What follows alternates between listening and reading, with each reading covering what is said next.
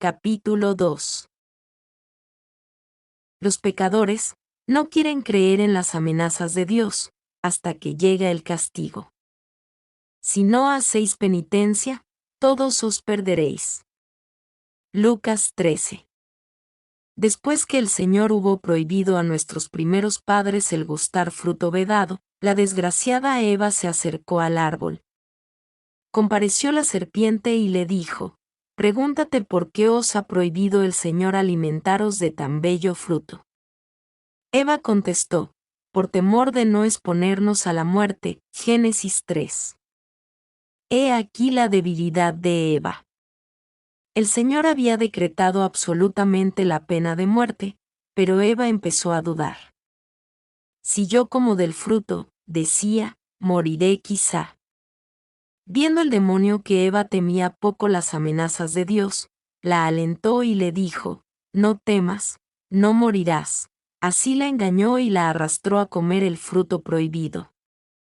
Así es también como el demonio no cesa de engañar a tantos desgraciados pecadores. Dios les amenaza y les dice: haced penitencia, de lo contrario, os condenaréis como tantos otros. El demonio les dice: no temáis, continuad divirtiéndoos, porque Dios es lleno de misericordia, después ya os perdonará, y también os salvaréis. Dios nos intimida con sus amenazas, a fin de que renunciemos al pecado y nos salvemos. El demonio, al contrario, tiende a librarnos del temor, a fin de que continuemos pecando y que nos condenemos. El mayor número, repito, el mayor número, creyendo más gustosos al demonio que a Dios, acaba por condenarse. ¿Quién sabe cuántos hay en este país que no piensan aún en mudar de vida, esperando que el Señor se aplacará y no castigará? Los pecadores no creen en las amenazas del Señor sino en el momento que llega el castigo. La mano de Dios va a herirles, y ellos no piensan en convertirse. Cuando Lot supo de cierto por el Señor, que al fin quería sepultar la ciudad de Sodoma, se apresuró a noticiarlo a sus yernos. Génesis 19. Mas estos no dieron fe a lo que se les anunciaba, pareciéndoles que Lot quería chancearse y ponerles miedo con aquella amenaza. Vino el castigo, y fueron devorados por las llamas. ¿Y a qué esperamos? Dios nos advierte que el castigo es inminente. Detengámonos, pues, y no esperemos a que Dios mismo nos detenga. Escuchad, oh pecadores, lo que dice San Pablo: considerad la justicia que ha ejercitado el Señor, con respecto a tantos pecadores, que han sido castigados y arrojados al infierno. Considerad de otra parte la misericordia de Dios con respecto a vosotros. Romanos 11. Deteneos, si os corregís, si evitáis las ocasiones, si frecuentáis los sacramentos, en una palabra, si vivís cristianamente, el Señor os perdonará. De lo contrario también os perderéis, pues Dios bastante os ha esperado. Dios es misericordioso, pero también es justo. Su misericordia es para el que le teme, y no para el que se obstina. Se lamenta el pecador cuando es castigado, y dice: no sé por qué el Señor ha querido que yo perdiese este bien. ¿Por qué me ha quitado la salud, o se me ha llevado este hijo, este pariente? Hay pecadores, exclama Jeremías, no tenéis derecho de quejaros. No desea el Señor haceros perder este bien, quitaros este hijo, arrebataros este pariente. Él estaba dispuesto a favoreceros. Pero las blasfemias que habéis lanzado contra él y contra sus santos, vuestras maledicencias, vuestras obscenidades y el escándalo que habéis dado, se lo han impedido. Jeremías 5. No es Dios quien nos hace desgraciados, sino el pecado.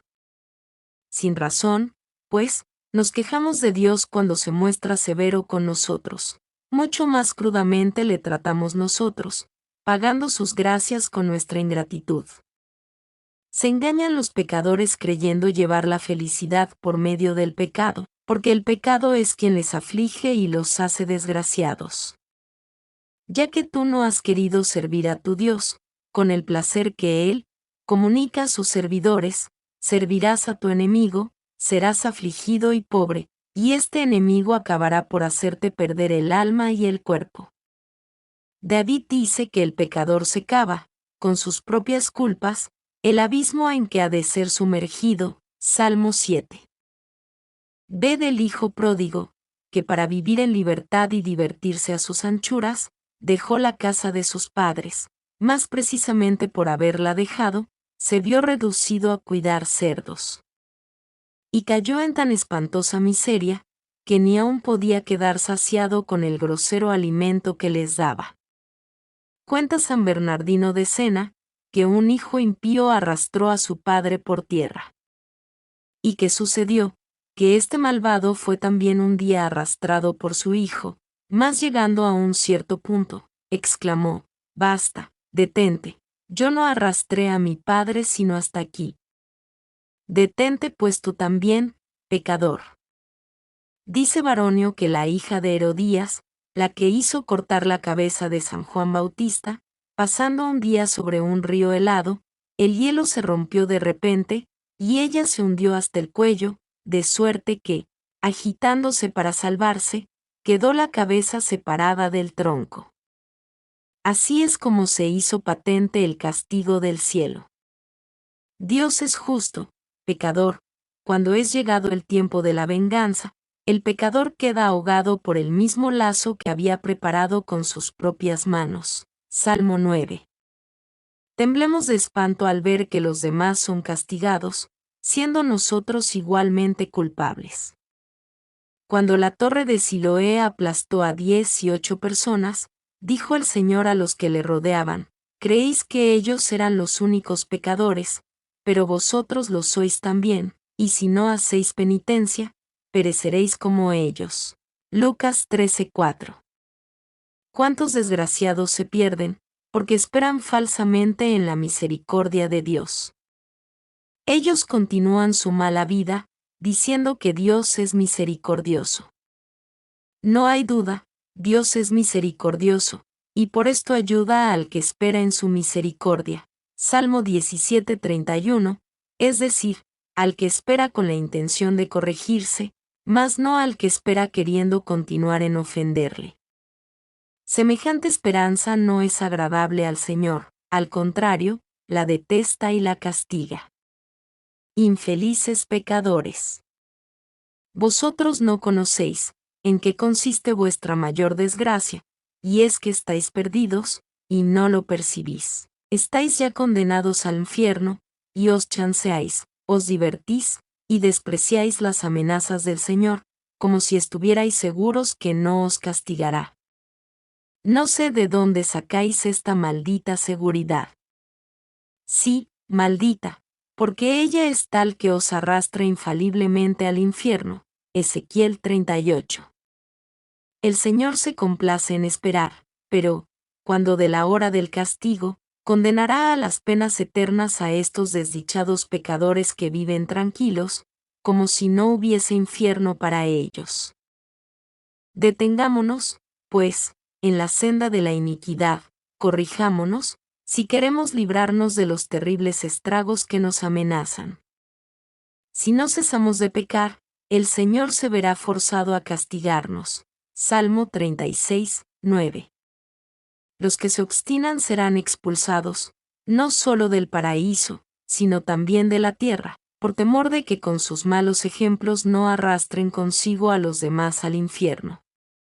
Pero penetrémonos bien de que estos azotes temporales son nada en comparación de las penas eternas.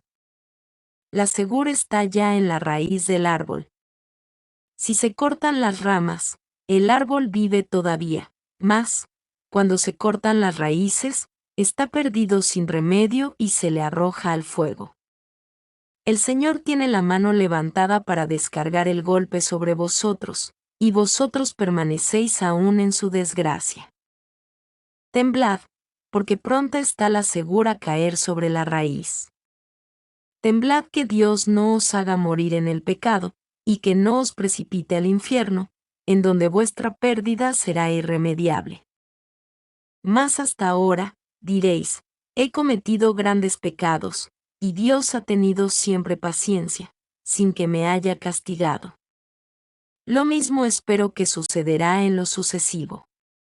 No habléis así, dice el Señor, Dios sufre, verdad es, pero su paciencia no es eterna. Sufre hasta cierto punto, y después lo hace pagar todo. Reyes 12.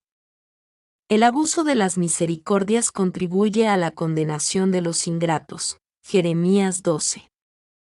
La multitud de estos desdichados, que no quieren corregirse, será víctima de la justicia divina, y condenados a la muerte eterna. Más a la pregunta de cuándo sucederá esta desgracia, cuando haya llegado el día de las venganzas. Preciso es, pues, temer que este día no se acerque para ellos, si no se deciden a dejar el pecado. Mas ellos esperan salvarse porque conservan algunas prácticas de piedad, mientras que continúan viviendo en el desorden, y esperan salvarse. Mas el hombre recogerá lo que haya sembrado. Y que habéis sembrado vosotros. Habéis sembrado blasfemias, venganzas, robos, impurezas.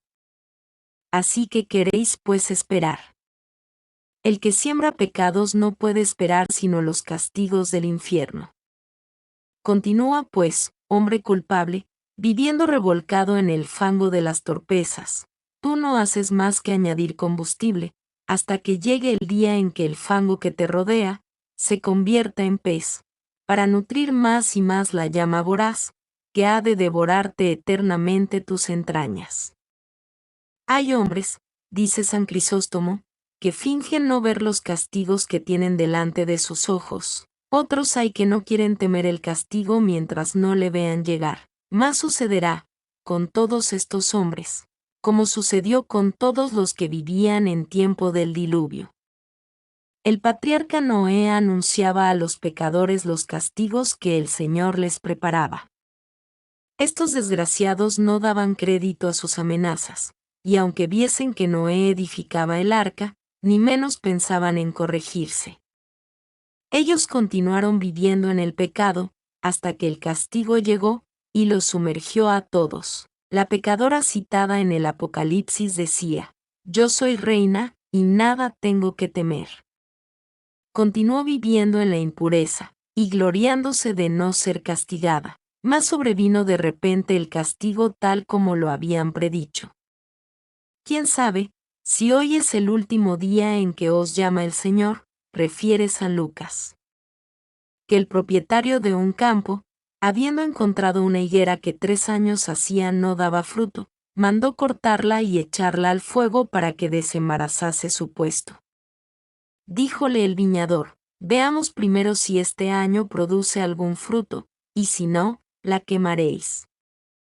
Muchos años hace que viene Dios a visitar vuestra alma, y hasta el presente no ha encontrado más frutos que abrojos y espinas, es decir, pecados.